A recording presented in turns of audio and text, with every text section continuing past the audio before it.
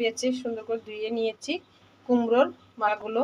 এখানে চিংড়ি মাছ বেছে পিছনে কালোটা ফেলে দিয়ে সুন্দর করে বেছে নিয়েছি। এখানে নিয়েছি পোস্ত, পিট করে নেব সর্ষা, কালো সর্ষার পোস্ত, কাঁচা লঙ্কা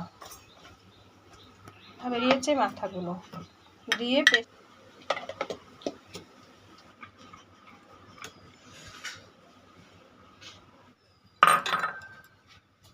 চিনি অল্প করে টক দই লাগে না।